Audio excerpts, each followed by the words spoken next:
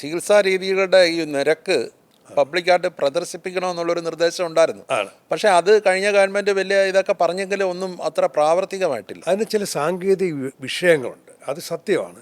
ഇപ്പോൾ ഒരു അപ്പൻഡിസൈറ്റിസ് എന്ന് പറഞ്ഞ് തുടങ്ങുന്ന ഓപ്പറേഷൻ ചിലപ്പോൾ തുറന്നു കഴിയുമ്പോഴായിരിക്കുന്നത് ചിലപ്പോൾ ഓവറിയിലെ ബ്ലീഡിങ് ആയിരിക്കും. ഞാനൊക്കെ നമ്മൾ കണ്ടിട്ടുള്ളതാണ്. ചിലപ്പോൾ ഓപ്പറേഷൻ അടുത്ത ഡോക്ടർ വരുന്നുണ്ട്, ഇങ്ങനത്തെ വിഷയങ്ങളുണ്ട്. അപ്പോൾ അതുകൊണ്ട് അപ്പൻഡിസൈറ്റിസിൻ്റെ റേറ്റ് ഇത്രയെന്ന് പറഞ്ഞാൽ ചിലപ്പോൾ അതിലായിരിക്കില്ല നിൽക്കുന്നത്. ഇതൊരു യാഥാർത്ഥ്യമുണ്ട്. റേറ്റ് എഴുതി വയ്ക്കുന്ന പ്രായോഗികം അല്ലെന്നാണോ?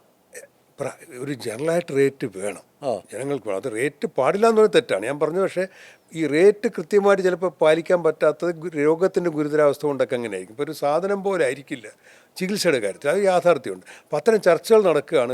വളരെ പ്രാധാന്യത്തോടുകൂടി ഈ ഗവൺമെൻറ് ഏറ്റെടുത്തിരിക്കുകയാണ്. എൻ്റെ IMA ആയിട്ടൊക്കെ ചർച്ചകൾ നടക്കുകയാണ്. ഇത് പരിഹരിച്ചേ പറ്റുള്ളൂ. കാരണം ഇത് ഞാനൊരു ഡോക്ടറായിരിക്കും പോലും നമ്മളും അറിയേണ്ടതും പഠിച്ചിരിക്കുന്നതും രോഗം എന്ന് പറയുന്നത് രോഗിയുടെ സൈഡിൽ നിന്നാണ് കാണേണ്ടത്. രോഗിയായിരിക്കണം പ്രാധാന്യം. മനുഷ്യൻ പീപ്പിൾ സെൻറ്റേഡ് ആയിരിക്കണം, രോഗി സെൻറ്റേഡ് ആയിരിക്കണം. ഇപ്പോൾ ആശുപത്രിയിൽ അത് ചെയ്യാൻ പറ്റില്ല എന്നുള്ള രോഗി. ഇപ്പം എനിക്ക് അസുഖം വന്നാൽ ഞാൻ രോഗിയാണ്. ഇപ്പോൾ രോഗി എന്നൊരു വിഭാഗമൊന്നുമില്ല, അസുഖം വരുന്നവരൊക്കെ രോഗിയാണ്.